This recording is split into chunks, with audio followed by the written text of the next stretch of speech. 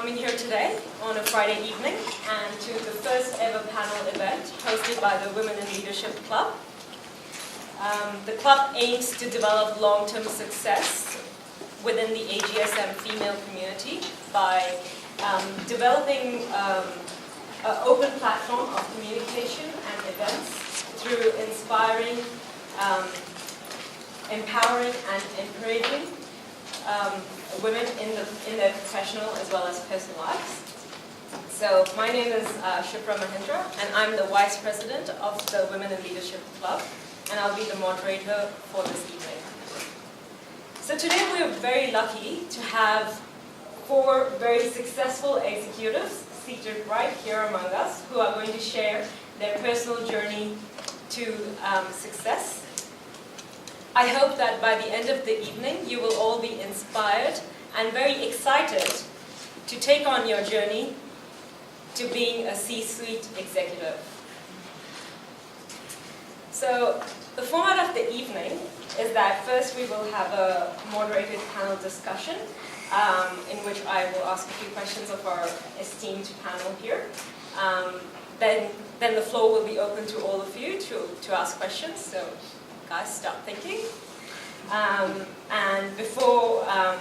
And after that, we will proceed downstairs for some networking, drinks, and canapes. So before we continue, can I all request you guys to please switch off your phones or put them on silent? Thank you.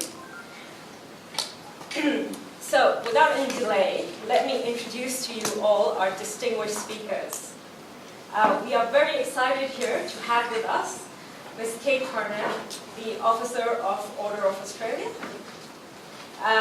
Dr. Bronwyn Evans, the CEO of Standards Australia, Ms. Jennifer Dalitz, our gender diversity expert as well as CEO of Sphinx, and lastly Mr. Nigel Andrade, who is a partner at Kearney, and he leads the financial institutions practice and diversity and inclusion lead in Asia Pacific. Thank you all for being with us here today and for sharing your time with us. Pleasure. It's nice to be back. Okay. I've sat in this room for quite a while. So. Great. So could you all please start by telling us a bit about yourself, about your journey so far? And if I may, please ask you to use the microphone. Okay. My name is Kate Carnell. I started my uni career in medicine, fell in love, decided I needed to finish early, and was working at a local pharmacy at the time, which I really loved, so I swapped to pharmacy. Finished a pharmacy degree, moved to Canberra, bought my first pharmacy when I was 25, my second one a couple of years later, and my third one a couple of years later. Got really involved in a range of things, such as the Chamber of Commerce and the Pharmacy Guild, that sort of morphed into a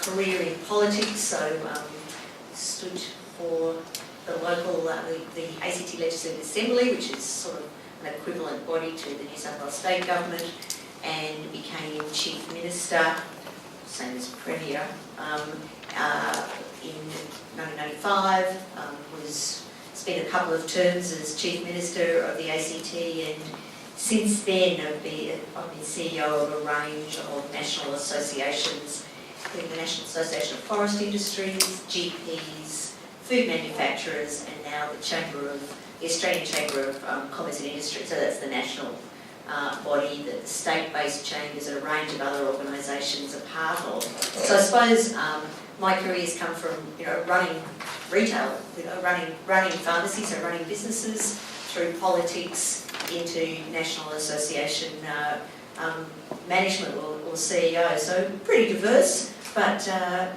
lot of the skills are transferable, interestingly, from standing behind the counter in the pharmacy through to what I do today. Interesting. Well, hi everyone, I'm Jen Dalitz. I'm an alum from the Executive MBA, and I can't remember what year, 2002, something like that, when I was working as a management consultant, so don't hold that against me. I finished my undergraduate degree in accounting 22 years ago in Adelaide. Spent the first half of my career working in banking and finance, and then switched to management consulting. And after I'd started working with Anderson, I was encouraged to do the MBA. And for me, what was really great about it, I'd moved to Sydney by that stage, I should have mentioned, and the great thing for me about doing the MBA was the networks that I made, and I continue to find that a great benefit in my career. When I was consulting, I was still working with financial institutions. Snap! I have an interest in gender, so I have a kindred spirit here on the panel. And I started my own small consulting practice in customer and channel strategies, which I used to specialise in the financial services sector. After the firm I was working for was sold, I was working for Arthur Anderson, and it was very interesting having my own business. I just fell upon gender, and you'll hear some stories, I'm sure, tonight around what some of the challenges are. But I remember one day when I was leading this very large transformational change program in a customer-facing area, or sort of a service operations area in a big bank. And I'd been there for quite some time. It was a repeat client for me. And I began to note, and so I'd actually been, although I was still a contractor, put onto the COO's leadership team. And I realised that there was sort of there was one other woman at my level in our whole in the whole company, and there was only one hire. And I just went, wow, what happened? I hadn't noticed that, and I was only about 35, and I thought, what's going on here? So I got interested in gender as a particular area of interest, thinking that if I could just solve this problem pretty quickly, I could save a fair bit of money for that company, and they'd re-employ me for another engagement. And 8 years later, I'm still trying to figure out what all the challenges are. But in a nutshell, that's how I ended up running my own business. Thank you. I'm Bronwyn. I'm the CEO at Standards Australia. I started my career as an electrical engineer, working in the power generation and power distribution business, including construction, which was a heap of fun. I had to learn to drive and get out onto the transmission line construction site. After about 8 years of working, I went back and did a PhD in electrical engineering, and had the opportunity to do some lecturing in electronics and control theory and a whole range of things. My university is the Wollongong University down on the south coast, which just before I started became autonomous from New South Wales Uni, so there's a bit of a link there. After my PhD, I joined GE and was with them for around 8 years, mostly in operations excellence, but I had a 2-year stint in Singapore as the service manager for the ultrasound business, and that was great. So I had general managers in each of the countries, and I used to say to my team, I did an MBA by apprenticeship. When you work for GE, it's relentless, the numbers, the focus on operational decisions and what you do. So that was great, but after 2 years of me being in Singapore and my husband being back in Wollongong, we decided actually we would live together again at some stage. And I came back and had 8 years with Cochlear, and I was Senior Vice President, Quality, Clinical and Regulatory with them. And that was a great company and a great opportunity, and it was actually today, it's my first anniversary. I left Cochlear today a year ago and took up the role as CEO of Standards Australia. And now we're an independent, non-government, not-for-profit organisation that essentially publishes the technical standards that are Australian standards. And we represent Australia at ISO and IEC, the international standards organisations. And you might have a chance to hear more about that. But a great role, and it couldn't be more fun. And Kate and I work together at times, and we have meetings and seem to bump into each other every couple of weeks. Well, we sit on 293 of their committees. Yes, that's right. And that's not all of them. We thank you very much. You know, I am serious. Unfortunately, I'm serious. That's all right. Wow. No, it's all right. I don't personally. No, but it's it's just the layers. yeah, Layer after layer. Interesting. Hello everybody. My name is Nigel Andrade. Thank you for having me here today. It's very intimidating being on this panel with so many successful people. I guess I'm really looking forward to the session and the discussion and sharing, and most importantly learning. As was introduced, I'm the Diversity and Inclusion Lead partner for Kearney for all of Asia Pacific. It has two objectives. One is the one is the diversity role, and that's of course gender, but also racial and other forms of diversity. As a firm, we are all about being innovative, and one of the things we've come to the conclusion is you're not going to get innovative if you have the same bunch of people with the same backgrounds coming up with the ideas. So we're pushing a very strong diversity agenda, and it's a lot of fun to be in a place where that's happening and playing a lead role. On a more personal level, I'm pretty passionate about challenging stereotypes and about celebrating differences. I've been a consultant for 15 years. 10 years of those 15 years I've pretty much worked out of my home country in markets where I would be classified as a minority, Australia being one of them. It's obviously not the same challenge as you know, any other form of diversity, but it's its own challenge.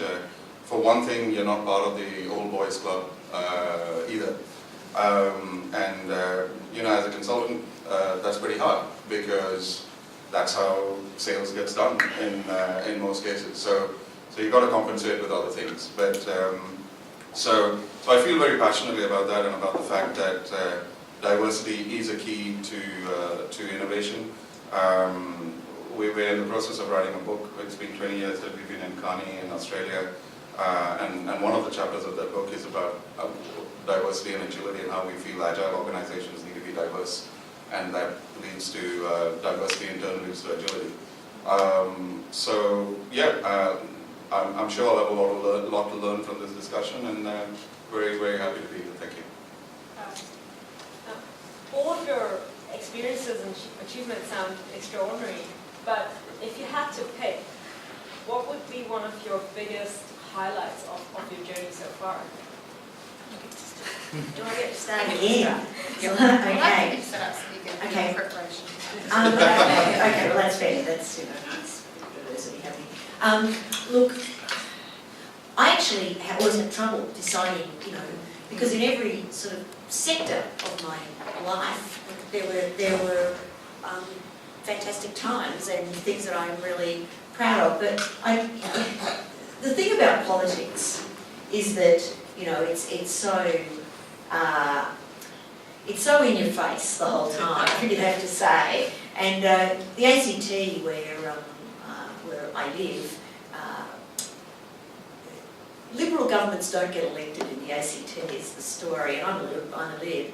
And when we were elected in 95 and again in 98, it was the only two times that a Liberal government was ever been elected in the ACT, and still the only two times a Liberal government's ever been elected. You can't go past it as you know, a pretty high point in your life. My children were 9 and 11 when I was elected as Chief Minister, so it was an interesting time, shall we say. But I still come back to that it's hard to say that this is the one thing that stands out, because there were great things, you know, when I was running my fantasies, you know, when you got a goal, you know, you reached a goal, when something, you know, achieved something that you'd set out to achieve, and so on through every single one of my somewhat varied jobs, really. Yeah. I have different milestones that I reflect back on and would think that's a great achievement more than a success. And just in the context of the discussion we're having tonight, an example I could share is that when I was working in a consulting firm the first time, a large consulting firm the first time, it was very difficult, and the circumstances were such that this was about 15 years ago when I first started working in management consulting, and it's quite right, we had no diversity at all in our office. I mean, just none. All of the partners, I think there was one audit partner, because it was multi-service line firm, and I think one of the audit partners was a woman. That was pretty much it. And the rest were all men, but they were all men from a very specific profile, which basically meant that when we would have to go on long overseas assignments and things like that, it was quite easy for them to, because they had life partners that were looking after them at home. They could just pick up and go. And I remember at the time thinking, well, I loved that career, I really did. I mean, obviously it was great. And I got to travel and I got to do all the things I wanted to do. And I met my now husband, when I was in the midst of this sort of career, and remember thinking, this has got a shelf life because it's not going to last. And so an achievement that I just wanted to share is that in the context of this discussion, about 2 years ago I was approached by a boutique firm, some people I've worked with in the past, saying, would you come and join our firm? And I said, well, it's sort of impractical for me at the moment. I have a cheer squad who's sitting over there in the corner, and my husband has a very large business. Actually, have a number of businesses that I was involved in managing at the time, and I was wondering whether or not I could step away to do that. And in the context of how much things have changed, to give us a positive spin right from the outset, they agreed to me coming on board in as senior role as they would offer anyone as an entrant level, 2 days a week, whatever terms I wanted to get me into that firm. When a very large assignment came up in London, they offered for me to go with a nanny, with Ethan, if I wanted to. These things, which I actually decided I actually couldn't do at the time. However, these things would never have been offered 15 years ago when I started in consulting. So in terms of a small success story, and I could share many as well, of things that have kind of pressed my buttons, but I think that was a really good feeling in terms of we're on the right track. We might not be there, but we're on the right track. And certainly for me, each time I get a new job, I think, shit, this is the best job yet. And I've got to say, right now, being the CEO of Standards Australia is the best job yet. But when I was at Cochlear and got asked the same question, I go, no, being the Senior Vice President of the Clinical Director, that's the best job yet. So it's a bit like every year it's the best year yet. So the jobs I'm in, I tell everyone, no, I've got the world's best job. That's the way it is. And I think some of those things, the opportunities I've had as an engineer have been fantastic.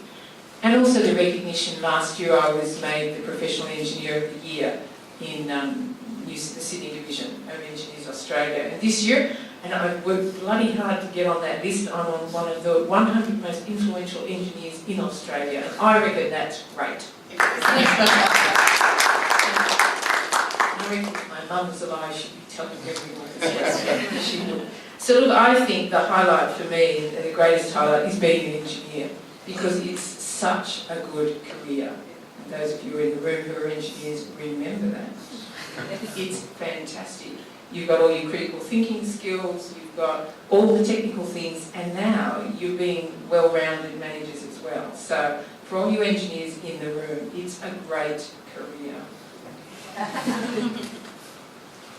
Thank you. Look, as I mentioned in my opening remarks, I've been very passionate about diversity. I think some of my highlights, not to go into achievements of roles and stuff like that, but some of the highlights have always centered around taking bets on people. You see people coming in, bringing a certain skill set, very hesitant to sort of spread their wings, and then by working with them, by role modeling to some instance, by not trying to fit a round peg into a square hole, by essentially not making those mistakes, and just giving them the trust and opportunities, they begin to shine. I mean, I can name some of our consultants right now who are just doing an incredible job. I'm a mentor of a few of them. Other people who are brand new to Australia, not women, but people who still have very thick accents and still are in great demand by their clients. I think whenever we sit, and we just finished our mid-year evaluations the other day, and just sitting through that and feeling a sense of justification that you could take a bet on someone and get proved right time and time again, I think has got to be one of the high points of what I do. Fantastic. I mean, all of those sound really rewarding experiences. It's just very But you guys are the stars. so now, if we were to look at on the other side of the coin, what's the biggest adversity that you've had to face in your career, and how did you go about overcoming it? I was kind of hoping I could avoid this question. I'm going to pass the mic to someone else. No, only because I try not to focus actually on the stumbling blocks, because the truth is, I mean, we've all worked in business, right? It's every day there's some challenge that you come up against, and my real advantage is that I grew up in a small country town in South Australia. My parents know nothing about business. They still to this day can't figure out what it is that I do. And My parents. and that's actually a real advantage when you're starting out in business, because and certainly in management actually, because quite often in my career people would say to me,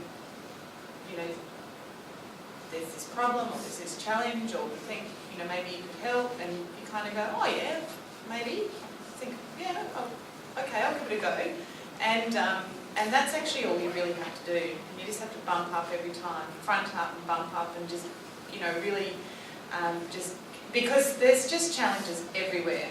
And, the biggest personal challenge for me has been transitioning from a person who's been really selfishly focused on myself and my career to having a family. And that's been the biggest personal challenge and the biggest career challenge, and it took me a long time to navigate that, but you just pick up and you get on. I'll give you two different approaches, and again, because of quite a period of time in politics, bad stuff happens, and it happens very, very publicly. There's a thing about that, absolutely. I could pick quite a number of really quite public things that went very wrong, I have to say. But I'll speak about when it got towards the end of my political career, I resigned. I've been Chief Minister for nearly 6 years. We had an election coming up soon, but we had a minority government. In fact, we had minority governments the whole time I was there, which meant you had to forever work with the crossbenchers, with the independents, so I could give Tony Abbott a few ideas. But he needs some, yeah. But he hasn't asked yet, but often. Well, because it presents a whole lot of challenges, Does. right? Because one of the great things, surely, about working in politics is that at least you can, or you at least have to state your position, right? But then when you have to work with people who don't necessarily hold that position, it must be incredibly challenging. Well, and it's really public. Yeah. So This is what I'm going to do. Well, maybe not. because we actually got to get this thing through, so we've got to negotiate with a whole range of people. Anyway, we had a number of things that didn't go quite to plan. There was a particular stadium that we built in Canberra that cost somewhat more than it was supposed to. Mind you, every stadium that was being built at that time around the Olympics cost about double what they were supposed to cost, because the moment you build a lot of stadiums at the same time, the cost of everything just goes through the ceiling. Anyway, but it was a minority government, so we'd said it'd cost this much and it didn't cost this much, and I mean, this sounds really petty in lots of ways, but this is what politics is like. There'd been, a couple of other issues. The independents lost confidence in me as Chief Minister, really quite publicly.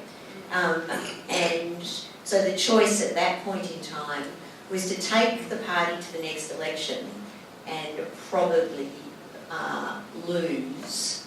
Wouldn't have got to the next election. To not stand down and for the independents to change sides, which would have changed government, or alternatively to resign and hand over to my deputy, who they still liked, and get out. Now, for me, that was an extraordinarily, public, personal difficulty. And I think in business and a whole range of things, there's often times when, things can not go well and can not go well really quite publicly at the time. And I think one of the things that I learned from, front pages of the Canberra Times for literally, months or whatever, was just how important it is to move on when things, go wrong. It might be a job that doesn't work out, and that can happen. There can be times when culture fit with a particular company isn't quite what it was meant to be. It's not the job you thought it'd be. But to have a capacity to say, okay, I'll just take a step away from that, change direction a bit, and get on with it. My experience is, or the message here, is how important it is in never to be bitter about stuff. When you look at lots of ex-politicians or lots of people who have had bad experiences with companies or whatever, it's the ones usually, the ones that are bitter and twisted about it are the ones that have lots of trouble getting on with the next job. I mean, that sounds good. I think that sounds really challenging, and I think all of us here can take that advice on board and use it in our future careers. Well, you've got to accept that it's not always, careers don't necessarily go like this. Yeah. They go there, and they might go down here a little bit, and, then they might go up really quickly, and then they might flatten. It'd be lovely if they just went bang, bang, bang, just a nice little progression all the way through. But it's not life. It's always up and down. It's always up and down. And the ups are easy, the downs are tough. Definitely. But changing the topic a little bit there, we also know life is full of hard choices. So one of the questions I have here is if you could please share some thoughts on family versus career. Is that a real choice, or can they actually go hand in hand? And certainly from my point of view, it's what you define a career. At age 16, I realised I did not want children, and so I didn't have any. And so my family is me and my husband. I will say that I have 20 nieces and nephews and come from a family of 7 children, hence the decision at 16 to go, you've got to do kids. So I think family is really different depending on who you are. So for me, my choice was no kids, and then after that, life was pretty easy. And I have to say, it remains pretty easy.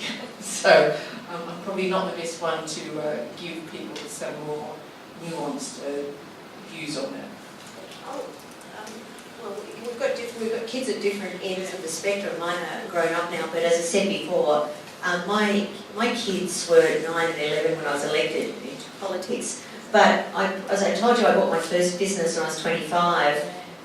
My first child was born when I was 29, and my second one when I was 31.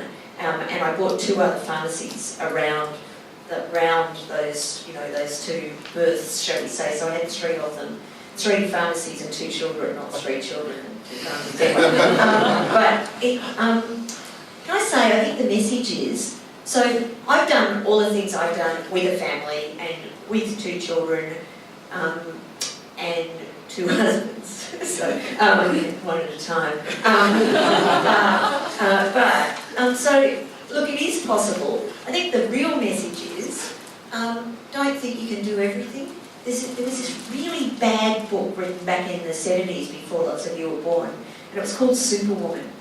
And it was terribly trendy at the time, the 70s or 80s, I don't know, it but it was about how you could do everything. You know, there was all these ways you could cut corners, and you could be a perfect wife, you could have, you know, well turned out kids, and you could cook dinner, and you could run a business and tap dance, you know, all that. What a lot of crap. You know, quite seriously. So you have to actually decide the bits you're not going to do, and the bits you are going to do. And I have to say, my life has been about creating jobs for other people, like my gardener and my housekeeper and my cleaning person and all the other people whom I support, which I am absolutely comfortable about doing that. I love cooking, so I cook, but I don't love a lot of, well, I don't have time for a lot of other stuff. The other thing is to determine what your time, the time that you spend with your kids. So for me, the kids when they were little came to the pharmacy with me, which was fine, but when they got a bit older they couldn't do that. But I had a deal that I didn't do breakfast meetings. I reckon breakfast meetings, breakfast meetings, whenever you guys are in, you know, really important jobs, remember, breakfast meetings are really hard for families. They're particularly hard for women who have responsibility, if they do, for the kids. So I didn't do breakfast meetings, apart from I was treasurer for quite a long time, and there was, you know, the budget breakfast, had to do that. But generally just didn't do them. So it's quite interesting because I made the same decision around age 16. Oh, so did I. No kids. Didn't particularly want to be married either, but I got married. That failed. So then I thought, definitely no kids, no marriage. And then I got married again. and my now husband really wanted to have children. And you know, and of course it's a wonderful thing to do, but the reason I really didn't want to is because it is a huge responsibility, and so you've got to make sensible choices, right? And sorry, he's eating quite loudly over the board. My husband's travelling at the moment, so he got to come to a board meeting with me a couple of weeks ago because the babysitter was sick, and he loved it so much that when I said I was going to work tonight, he wanted to come too. And I thought, well, you know, this is the package, right? I actually think that a really great shift is happening, and it is great to have a bit of a spectrum on the panel because I'm doing drop-offs, and there are a lot of dads doing drop-offs, and you know, I notice this stuff a lot because I write about it and I speak about it and I consult on gender and flexibility, and I'm looking for these examples. And the truth of the matter is, men that are having children at the moment really want to be involved with their kids and how their children are raised, and I think that they're turning and thinking about their own experiences and thinking, I want a different experience with my own child to what I had with my father. A lot of them, that's what they tell me anyway. And so I think absolutely you can do it. You know, in my situation, I was fortunate to establish myself, you know, professionally first. And I'm not going to say it's been easy because it's not. I mean, it's different, it's really different. And I don't work the kind of hours I used to work. However, I've carved out a bit of a niche for myself. And when the time's right, my career will look a little bit different as well. And that's like Kate said, you know, your career is not a straight line anymore anyway. And I don't think any of us would want it to be. So it's really about deciding what do we want to do right now, and really recognising that it will change. And I work on generally 5-year time horizons. I mostly have done that throughout my career, so I'm just sort of going into the 5th one at the moment. And you know, I'm kind of happy that each of them has looked a bit different anyway. You know, it gives you something different to focus on, and helps you to kind of think about, well, when I'm sitting on the rocking chair, you know, in my retirement, will I wish I spent more time at work, or I wish I'd done different things? I don't know. So, you know, it's just about carving out what you want. I just want to tell you one quick story. Sorry guys. The great thing about having babies at work, okay, because I took my babies to work with me. When you're doing, you know, the buying, you know, I've got a few pharmacies, so I'm, you know, dealing with reps.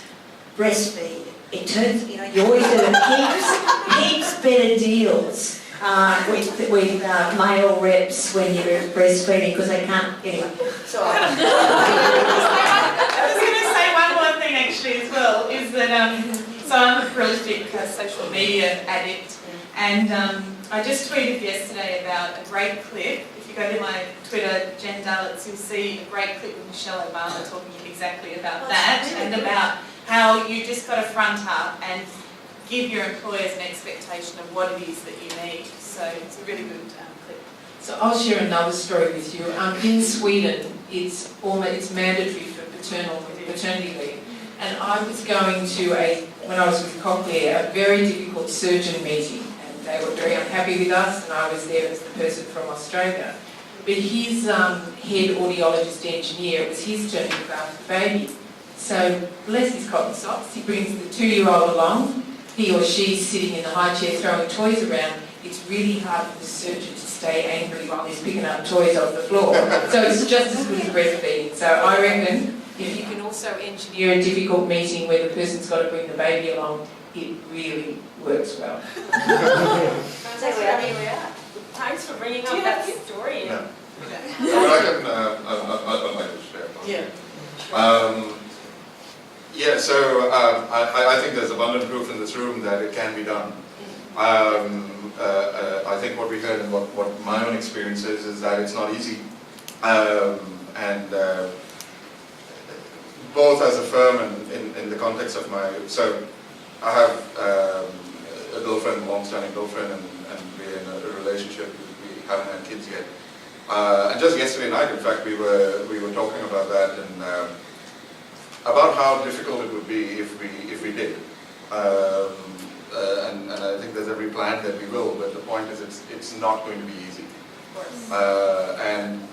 And putting my firm hat on, we know that we lose some exceptional talent at that point in time. I think we're toying with these ideas of actually paid childcare and stuff like that. But the bottom line is, I think we all need to. I think the guys especially, and the guys I work with, and not to single out Kearney, but the guys I work with as clients as well, need to recognize how hard this actually is, right? Because there's, and interestingly, I hear this more in Australia than I do in some other markets, like, what's the big deal? It's like, okay, fine, you can't have it all, just come to terms with it. So I think there's, and to answer your first question about what one of the biggest challenges linked to this is, there's a concept which I call unconscious ignorance, and I think that's a big challenge in what we're trying to address out here, because people don't know when they are applying stereotypes, people don't know when they are applying biases, and they're not doing it with malicious intent, and that's what makes it a shadowless form you're trying to combat against. The number of times, and Kearney's not been the only firm I worked with, I was at McKinsey for 15 years as well. The number of times you've had to,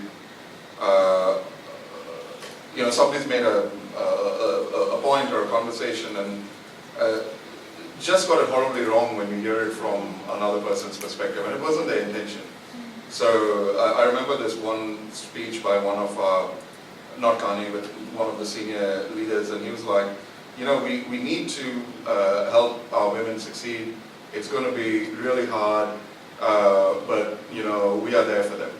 And that was with all the right intent, but it just gave the wrong message, right? So that's what I call unconscious ignorance.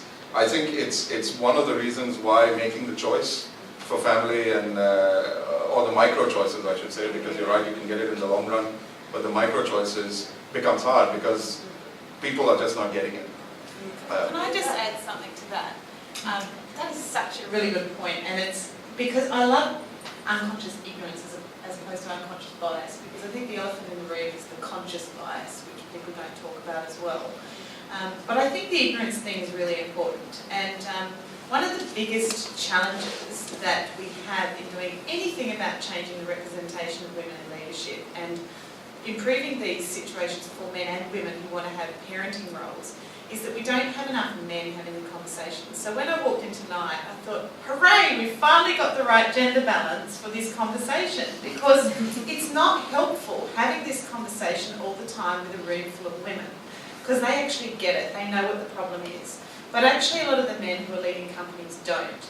And I'll give you an example. I was at a huge forum about 3 years ago, so Eden was about 2 years old, and it was for women on boards, and we were talking about how to get more women into board roles. And there was a panel discussion, not dissimilar to this. There was a lot more people in the room though, and people began asking about challenges, and something came up about flexibility, and no one mentioned anything about and we were talking about the career progression of women in executive roles, because that's pretty much the lead indicator to whether they'll be successful in a board role is that they've had a successful executive career.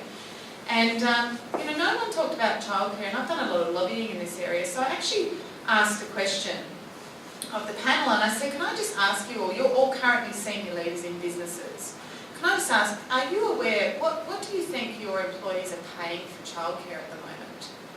Because they couldn't understand why so many people were leaving and not coming back, to your point. And they all said they didn't know, and then they started guesstimating, and they were sort of like, I don't know, $40, $50 a day, something like that. And I said, well, I can tell you right now, I'm paying $123 a day, but I can tell you right now, the centre that my son went to for under twos is now charging $173 a day per child, and you do not get 50% of this back, as is promoted in the government paraphernalia.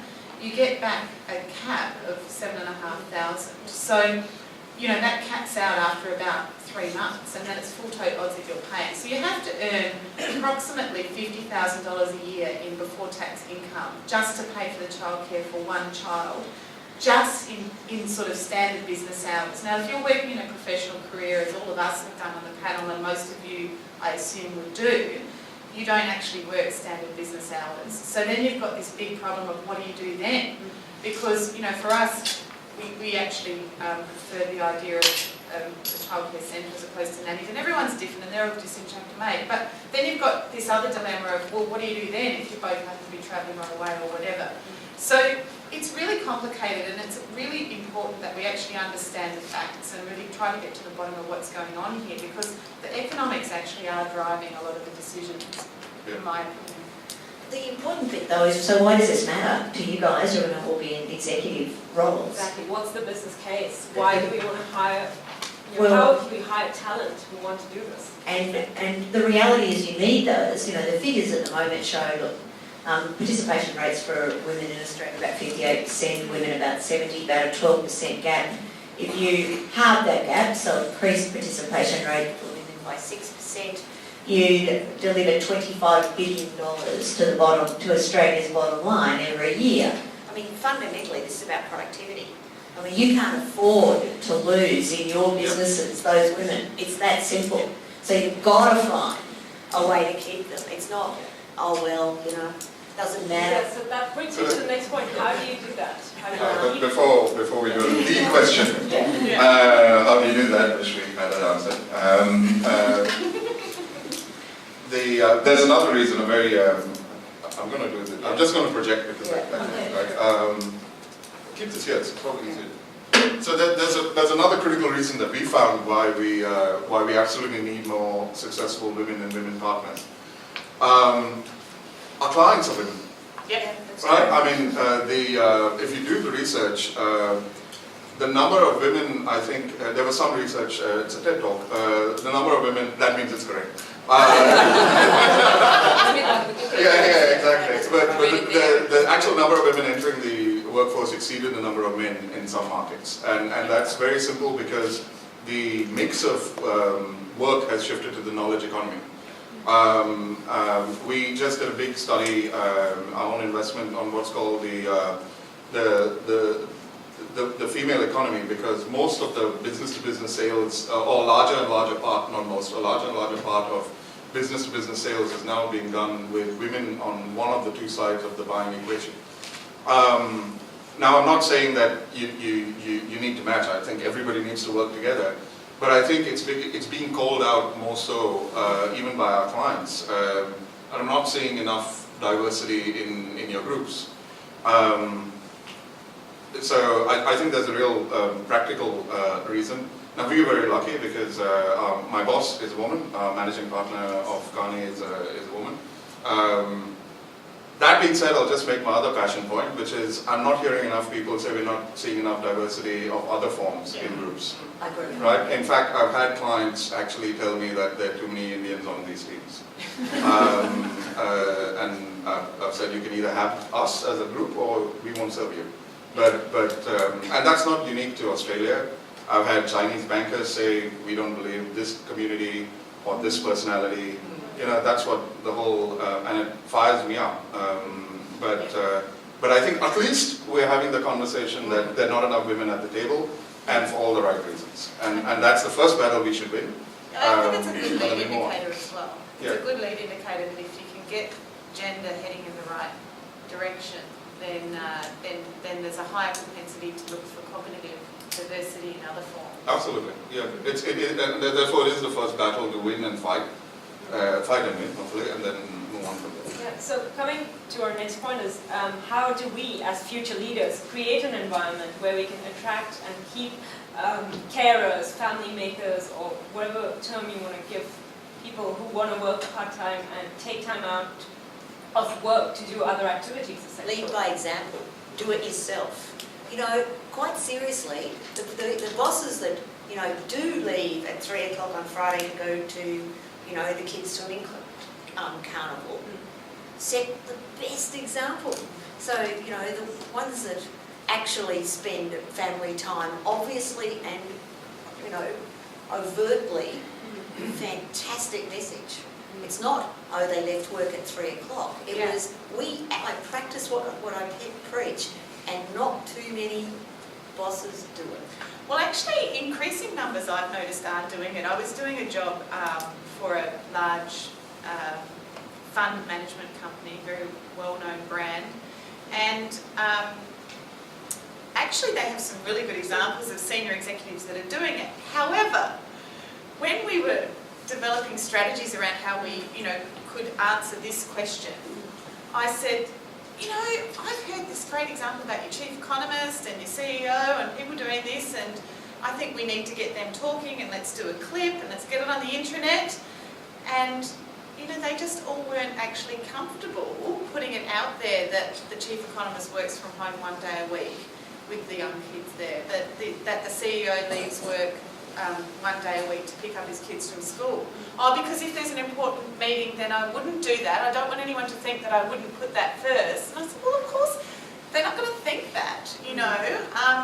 So it's really quite interesting in my work. I'm seeing a lot more of this, and it's just that I think men are quite fearful talking about this because they've begun to discuss with me the career penalty that comes with working flexibly.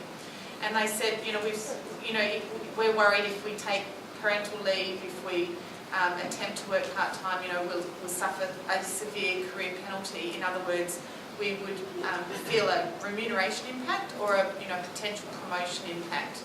We wouldn't be considered for certain opportunities. And I said, yes, that is the female experience. You're on the mummy track if you try to do. And actually, that decision is sometimes made for women as well. They return from parental leave to find that their role has been recrafted in some way. And it's not actually by well-meaning people making very kind statements, but it's not what they wanted. And so, I think, and I get asked this question a lot by my clients, and they want me to answer it quickly so they don't have to pay as much for my time. But the truth of the matter is it's pretty complicated, because it depends where they're at on the journey, and some organisations are further progressed than others. Some have truly been working on this for a very long time and have got some really great initiatives in place. And that perhaps they've got the hard wiring and they're now just working on the culture and the soft wiring. And it just depends what their workforce is looking like. I think a really good example that, you know, I've spent time with the CEO of McDonald's Australia, and it's quite interesting, McDonald's as in the Golden Arches, or as in Old McDonald's, as someone in our family likes calling it every time we drive past the Golden Arches. Maybe we go there too often. But it's quite interesting. They have 50% gender balance all the way from the board down to their retail outlets. Every part of the business is 50-50. And I've had a number of conversations about this, and I spent a morning with the CEO, and I said to her, or managing director, I think she's in Australia, and I said to her, you know, how do you do that? She said, well, firstly of all, it wasn't me. You know, my predecessor, a male, got this in place. But, you know, McDonald's is an American-driven company, and they've been focusing on this for, 40 years. But she's made a really important point, and one which I think, as leaders, is relevant. And that is that every hiring decision they make, they remain very focused on this. And they are constantly tweaking, and they are constantly looking at, every hire. All things being equal, would we employ a male or a female? What do we need at the moment? Because they want that balance about where it is, and it takes a lot of work to keep it there. So there's this thing around consciousness in hiring, and there's a point around finding out what your workforce needs. They have a very flexible. They have flexibility available to people, but they talk to them about it at the outset, and they say, look, flexibility has to work for the business, and we'll be checking in with you regularly to make sure that it's working for you, and we'll be informing you how it's actually working for the business. And there'll come a time where it may or may not work, so this isn't a forever thing. And it's that whole thing about the constant dialogue, and I really like that example, because I think that's kind of where we've got to get to, right? Is that you can actually have honest conversations with your employees. Like an example was given around when someone had kind of reached the end of the limit a little bit, and they had to have a conversation to bring them a bit more back mainstream a little bit, and there's a constant tension, and I think that that's a really good way to describe today's workplace. It is constantly evolving, and it's a constant tension, and you have to consciously discuss what works for people, and don't assume anything. Nothing. Just don't assume anything, A recent example from... Sorry, Jo, we haven't heard from Bronwyn. Yeah, I just wanted to say that I wouldn't say it's always men who make the assumptions. As someone who doesn't have kids and who likes early mornings, I'm guilty of the breakfast meeting. And I know that I can spend long hours in the at work, and I do. And so it is really hard when you really get caught up in stuff. So I just say it is that constant vigilance. You've just got to always be thinking about what example am I giving? I now don't send emails on the weekend, but I used to. I used to send emails very late at night and very early in the morning. And I'm thinking, no, that's not good. But I actually have to pull myself back, because I've got the luxury of I can work 24 hours a day if I want to. Sometimes I do and sometimes I don't. I've also tried to make it when women are on maternity leave that I'm looking at what are their careers, not why should they not be in a good career. So I'm always just being very conscious, rather than it's necessarily something that I'm thinking of my own experience, because I haven't had that experience. And so I have to really go, yep, that's what's important for this business, because I know it's the right thing to have the best people in the jobs, not about whether they're men or women. But it's not easy, and you've got to give yourself a break. You're not going to get it right all the time. You make a really good point about sending emails on weekends, because I work weekends because I have to. Yeah. But sending them, you don't have to send them. Yes, you write them. You can write them, you can shove them into the outbox, but you don't actually send them. Yes. But I don't actually look when anyone sends me an email. As long as they don't expect me to respond, I don't care what they send. But the problem is staff do. Yes. As CEO, if you send stuff to your staff on Sunday, they think they have to respond. They really do. Yeah. So sorry, we're just running out a bit of time. So those are some great ideas. I think we've had a really good discussion here. And just to wrap it up, in 6 months' time, we'll all be graduating here, and we'll be going from our MBA study mode and stepping into the workplace. And perhaps we'll be taking some of the roles that you guys have done in the past, maybe 10 years ago, 15 years ago. So what is the best advice that you could give us right now that would help us essentially manage the outset of our career? So I thought about the one in terms of what would I have given myself the advice 15 years ago. Don't take yourself quite so seriously. It's okay to make mistakes. It's okay to ask questions. It's okay to say, I don't know.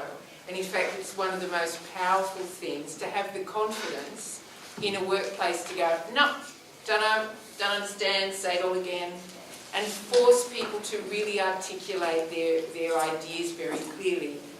Because you're all intelligent people, and if you're not understanding, maybe there's a reason. But don't take yourself too seriously. That was what I would have told myself, and I'll share it with you. Fantastic. Anyone else? Don't underestimate, for me, I love running my own businesses. So I think that, too often people negate that as an opportunity, is to go out and do something, to go out and be an entrepreneur, set up your own, go for it. So I'd say, it's not something I'd do differently, but I really value that about my background, the fact that I ran my own businesses for a long time. It's just funny how rarely I hear younger people say, what I really want to do is run my own business. Having more comment, Yeah, but it'd be like... That would be good, Nigel? It's a pretty broad question, so I'll give you some broad advice, but it's applicable in this context as well. Don't seek comfort. I'm a bit objectivist, Nietzschean, whatever philosophy you want to subscribe to, but I think that the whole idea of focusing on retirement as the objective of work is a bit strange. But more importantly, I think people seek comfort also in who they deal with, right? So they seek people they're comfortable with. They want to work with people, they deal with people they're comfortable with, and that's part of the reason why old boys clubs are so difficult to break into, either by women or by outsiders, whatever it is.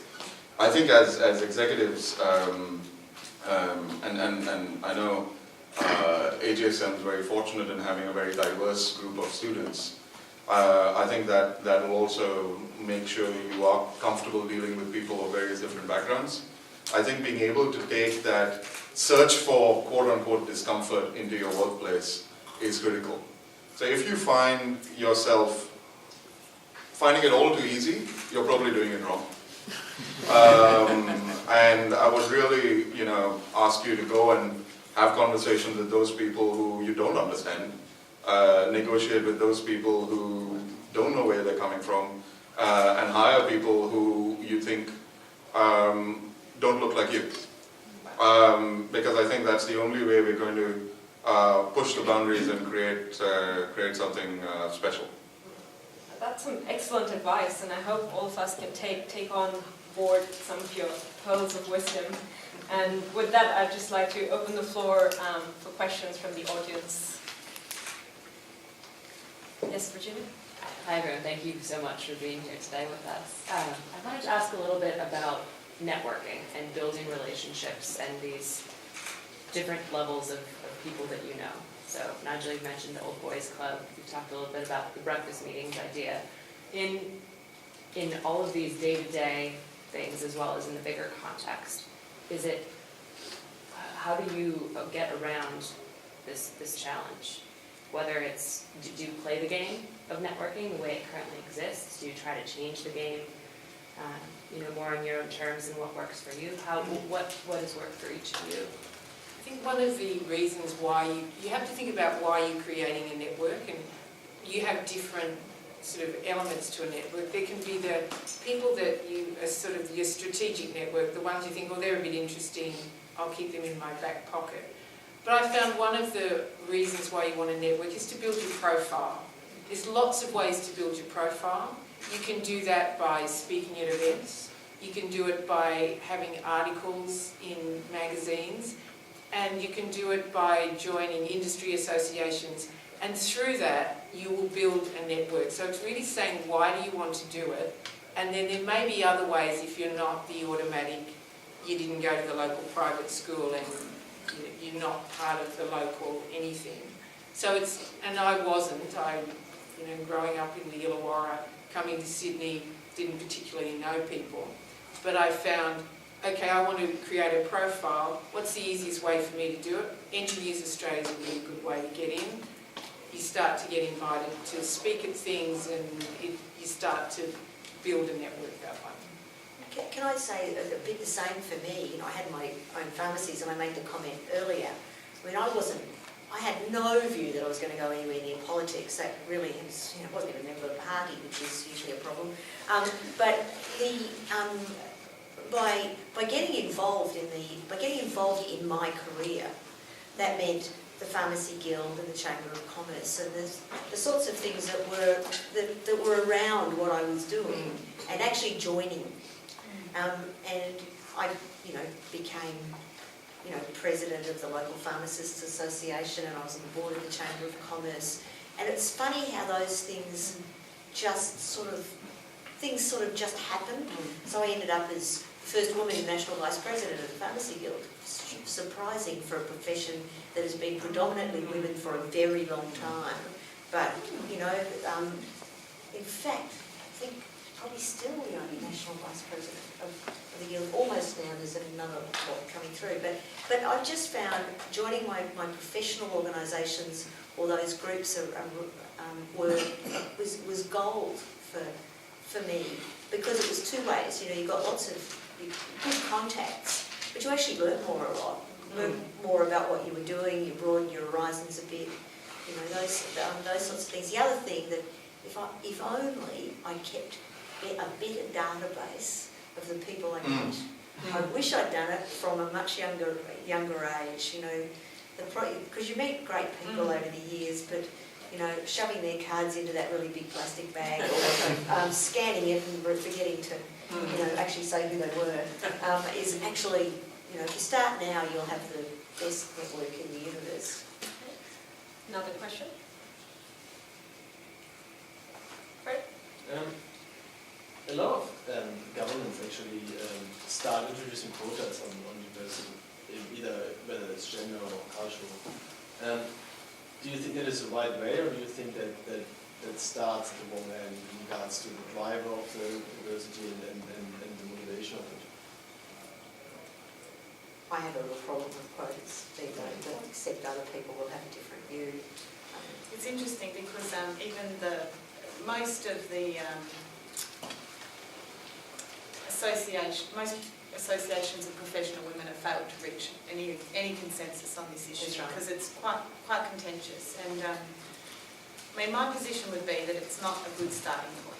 And I think that you've got to exhaust all other avenues first. And until you fix some of the structural barriers, it's going to solve the problem for a few people, but it's not going to broadly change. And if you look at, for example, Norway is often quoted as an early adopter of quotas, gender, for their boards in Norway, and those quotas have been in place now for coming up 4 years, and there's been no discernible change at all in executive representation by women. So boards are a small number of people, and so even if you looked at our ASX 200 or 500, whichever you want to choose, maybe there's an average of 10 board directors in a company. That's 200 or 500 if you looked at ASX 500, except that there's a lot of duplication, so it's actually probably only about 250 to 2,500 people anyway. So it's not a good starting place anyway. And the problem with quotas at executive levels is that there is no consistency in what that means, executive, and how it's measured. So one of the initiatives by the male champions in Australia under the guidance of the Human Rights Commission is to try and establish some common definitions of the different executive levels in the first place, so that we can begin to have some consistent discussion around it. So, it's difficult because there are people who've been lobbying for change a lot longer than me, who have grown tired of the debate. But I think we're having slightly different discussions now and engaging a broader group of people, and that needs to be exhausted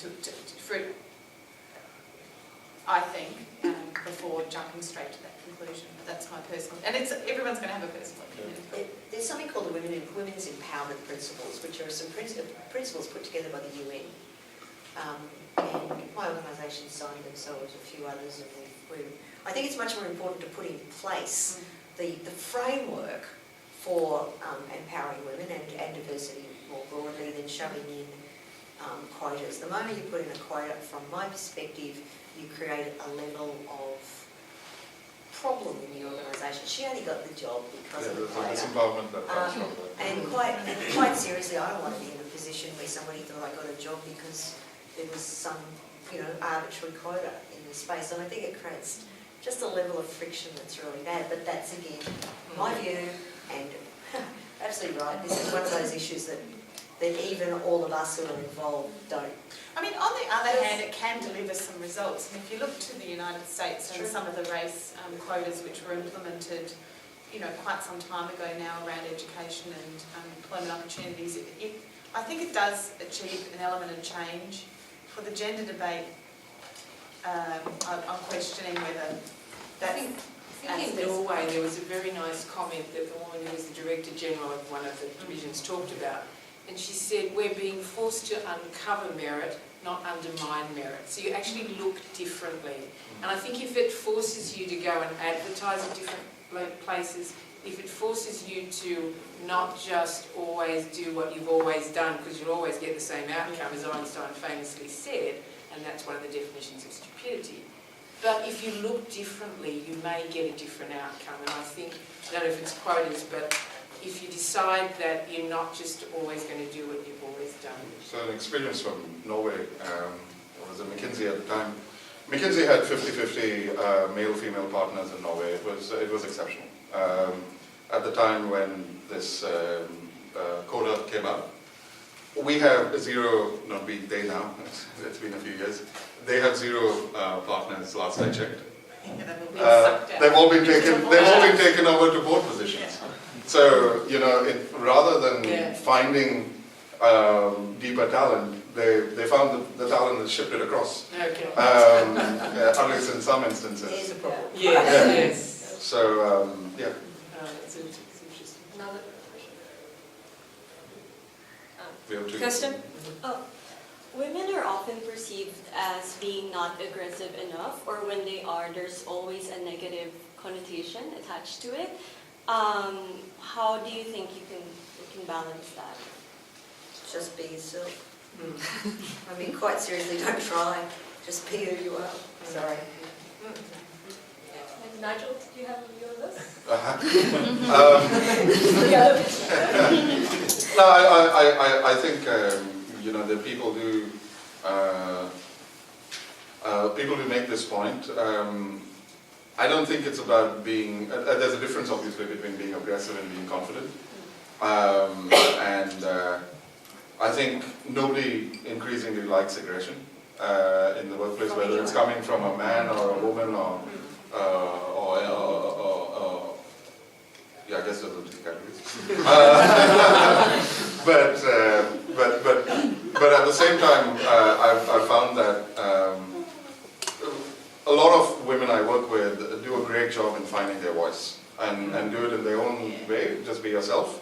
Marcy, our managing partner, we just finished a half-a-day partner meeting today. Those are unruly events. There's 9 of us. She does a great job of keeping us under control. And a partnership, as you will know, is not a hierarchy.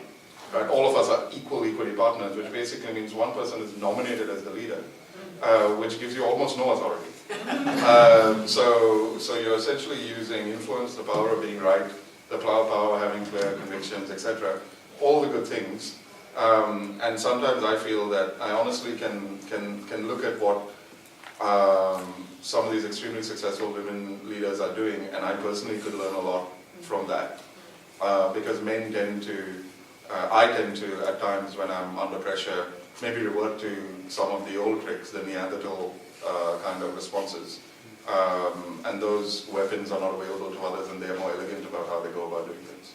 And I think one of the things is just to be aware how you are impacting on people. I think if you've got a bit of self-awareness, you can flex your style if you're finding it's not working. And for some people, you've got to just speak a bit more slowly, you have to speak a bit more softly, and others you have to come out stronger and louder and deeper. And it's having that ability to be a range of things while being who you are, but knowing how you're affecting people, I think is not a bad skill to develop. If I can add something, and I think when you were all talking about advice when you're going into the workplace, something that I reflect on at times is that if I was going to have done anything differently, I would probably focus on people and relationships a lot earlier in my career, because I realised I was a bit of a late bloomer in that area. I studied accounting. Everything about my career was very technical, and I kind of realised later on, and wish I'd learned a little bit earlier, how important relationships are. But also that, which is relevant to your point, Kirsten, is that I wish I'd also kind of realised earlier on that you're not, how can I say it? Not everyone's going to like you, and you're not going to like everyone that you work with. And part of it's a style thing, and part of it's a culture thing, and part of it's a technical thing. We've all got different technical backgrounds, and you just don't gel with everyone. And you've got to get over it a little bit. And you do have to be very mindful of what's my style and am I offending anyone, because that goes without saying. That's almost a hygiene factor. But you also have to think about what relationships do I really want to develop? And it goes to the networking question as well, actually, around what relationships seem to be working for me. Why do I think they're working? Is it that I have something in common with that person? Is it that we just seem to work together really well? What is it? And then kind of anchor to them, because they're the things that are going to carry you forward. They're that you want to ride that wave. If it works, So the people that find you too aggressive, well, I can't imagine anyone will find you too aggressive, but I'm a country girl, and that offends some people because I say things as they are. And for the most part, when I worked in banking, that was fine. But there's been some other sectors I've worked in where that wasn't the way things are done, and I unintendedly offended some people, and might have been seen as too aggressive or too ambitious or whatever in my thinking. And it still happens actually now with the board that I chair. I'm quite often accused of being too ambitious with some of my thinking. Not by the board so much, but by some of the executive. But you kind of got to go, well, so be it sometimes, Because you're not going to be friends with everyone. Senthil? The recent report by the Sex Discrimination Commission paints a bleak picture on gender inequality in the workplace. What are your thoughts on this? The Human Rights Commission has brought down 2 reports recently. The most recent one was with regard to pregnancy and coming back to work after pregnancy, paternal leave, and that sort of stuff. It certainly shows that the majority of women felt that they were discriminated against either when they indicated to their boss they were pregnant during their pregnancy or when they came back. But the fascinating bit was 1 in 4 men indicated that they believed they were discriminated against when they took paternity leave. Around that they now had kids and were doing the things that we were talking about. I mean, I have to say, that it's a real concern, and it shows that, that we really have to change a lot, because that's a real worry. And some of the comments, this was a big survey, it's a big piece of work, and some of the the comments were just horrendous, you know. So it shows that we've still got, you know, we in senior management positions in Australia have got a lot of work to do in, you know, understanding that discrimination of any type is unacceptable. But discrimination in this space is really stupid because the vast percentage of people will have kids. So if we don't actually get it right, we're not doing really well at all. The other piece of work was about gender equality, you know, more generally, and also. And that was the area that I made the comment about $25 billion, the 6% scenario. When fundamentally that piece of work just showed how much, you know, if we really want to achieve the productivity increases that Australia needs, you know, 3% year on year according to Treasury in productivity increases just to maintain our current standard of living.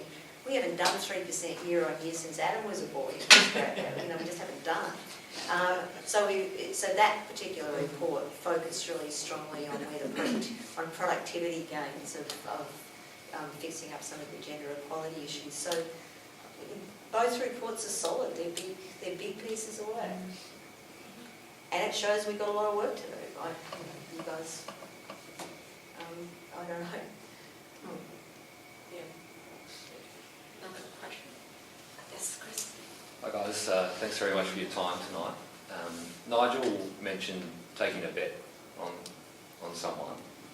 I'm just wondering if you have any advice on seeking out mentors or some examples that may have inspired you in your careers to overcome some of the challenges that we've been discussing. So I've been part of formal mentoring programs within companies I've been in and external groups, and I've found them useful sometimes, and sometimes it's the role models that you see outside and not necessarily someone that you see you're very close to that you can learn a lot from. So I think it depends where you're up to and what you want from a mentor or a role model. What's been most useful for me is almost someone who's been an advocate or a champion, and just one or two critical points when they've said or they've been willing to take that bet, to make that comment that meant someone else went, yeah, well, I know them, I trust what they're saying. And so that's been an important thing when it's been more with someone who's been willing to advocate and be there as someone who can always give a reference, but not in a formal sense. So absolutely, one of the things we've just recently done about 6 months ago is we looked at some statistics, and women tend to not advocate for themselves or not promote themselves as much as men do, and this is global research, and men tend to have people who also proactively advocate for them because of networks and connections. So one of the things we've done is not every partner, but a group of us, about 20 partners around Asia and around 60 partners around the world, have each been asked to choose one promising woman candidate from either the manager or the principal ranks as just below partner, that we are going to stand behind and basically create opportunities. So one of the things we are supposed to do is get to understand what their definition of success is, because it's a bit silly to impose my definition of success. I mean, you've got to be a partner, that may not be what they want to do, right? Part-time, all of those things. So if that individual wants to go part-time, you're in the partner meeting, and if somebody says something stupid about that, you're on the line to step in. And another thing is opening your networks up to that individual, so that, you know, many times a lot of our consultants have successful partners themselves, and, you know, people get transferred. So I need to call up Mexico and say, you need to create an opportunity in Mexico, right? It's easier for me to do that than for us to say, well, best of luck, here's the number, give it a call. So I think that whole idea of what we call formal sponsorship has been set in place. It actually was piloted last year in EMEA, the European office, with very good results, and we rolled it out globally. So we're optimistic as to how it's a delicate balancing act, because we have to be very careful we don't interfere with meritocracy, right? So I can't advocate beyond the point, but everything else I can do to create the environment for, which is why I'm not the evaluator. There's a separate person who's evaluating that candidate and who'll do that objectively. I'm advocating, which means I can go out completely to call up everybody I know and say we need to create opportunities. So we actually separated those roles in Kearney. Probably one of the important things, I don't know what you guys think, but it's surprising how generous people are with their time if you ask. Yes. And so, even if there's not a formal mentoring system or whatever, if you run into somebody who you think, wow, I really think they're okay, it's and I'd really, so giving them a ring and saying I'd love to have a cup of coffee, and just, this is where I'm up to, and I'd just like a bit of a hand. It's amazing that really senior people will often say yeah, because I say yes. I'm sure you guys say yes. Well, and Well, someone we has said possibly yes to can. them in the past, and they remember that. And I'm the same, so I have a couple of people that I mentor, women that I mentor all the time. I always find if I do more than two, anyway, but I can do two. And where do I get them from? From women who have just said, look, would you do it? And if I happen to have one of them that's progressing to a different stage, then I do it. And I think you'll find it's surprising how many people actually do that.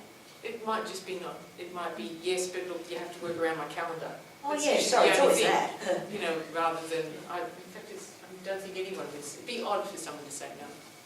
Yeah, I mean, sometimes you have to, like if I've got more than two, I might say no. Yeah. But I'll say, look, I'm really happy, give me a ring, we'll have a chat, shoot the breeze. But you have to ask. Just like all of you today, we have to ask you to come in, and you guys have, all of you have been very generous with your time, so we really appreciate that. Perhaps one last question from the audience before we wrap up. No? Yeah, Fred. Actually, you talked a little bit about dealing with clients which have a different opinion on diversity and might not be diversity friendly.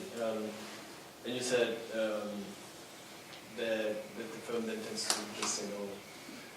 How do you think can you deal with it if there is not such an option? So if you can't walk away? I mean, Like there are a lot of clients where you cannot say no, and then do you really work around it, or? Well, there was firstly, most of the time when you hold a strong position, they'll not say, we'd rather not have you, right? So there's a bit of you need to take some amount of courageous stand and say, look, this is why I think these are the best people, blah, blah, blah. So most of the time people will swallow it a bit and go with it. Say there's somebody who's extremely resistant to it, I think you got to do a few baby steps, right? So one of my clients in Singapore, Chinese-owned bank, just didn't like the concept of Indians consulting with them, right? So to have a fighting chance at serving this client, that conversation pissed me off so much that I don't want to serve them. So I walked away, but some of our best talent were Indians at that time. So Chinese partner went back in, had a conversation saying, okay, look, here's a more diverse team, but there's this guy, he's got these specific skill sets, we'd like to have this person on board. Guys like, okay, fine, you seem to have heard me, we'll go with that. That chap turned out to be such a high performer that within 1 year of us serving that client, 90% of the team had grown back to a large percentage of Indians in this case. Not that I'm advocating Indians everywhere, not the national spokesperson. But in this case it was. I mean, so that's what I call unconscious ignorance, right? I mean, I couldn't argue with why that was the case. I had to soften the blow. Me stepping back helped soften the blow, right? So you have to take a hit sometimes. Letting people who clearly really have a reason to be there. And then people grow, and even organizations come to terms with things. So I think you can't take everything on as a mighty crusade and, you know, Yes. everything needs to end right now. I mean, even in professional services, even in Kearney, the biggest challenge I face is just like I mentioned, I keep coming back to this, it's just ignorance, right? So people are not sensitive that when they sort of ask a woman who's come back from maternity leave, you know, some awkward questions, they're not trying to be rude, but they're just shooting themselves in the foot and shooting the firm in the foot. Now, we're not going to change that overnight. So it's not a mighty crusade like now it's all going to happen. It's something you need to evolve over time, and you need amount of determination and belief in the purpose. Fantastic. That was a very engaging discussion, and I'm sure all of us here gained some very valuable insights today. So I'd just like to wrap this evening up by thanking all of you for being here, and if all of you could please give a round of applause for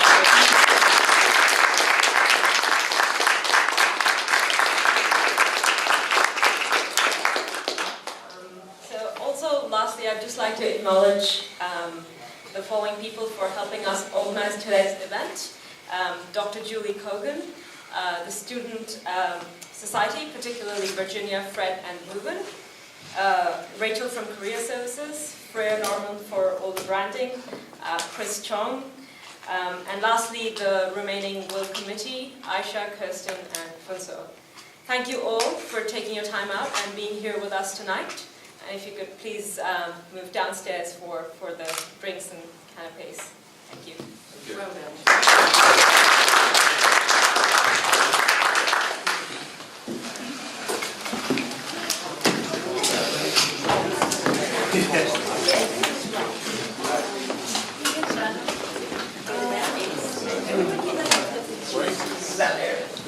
Yeah, reminds me when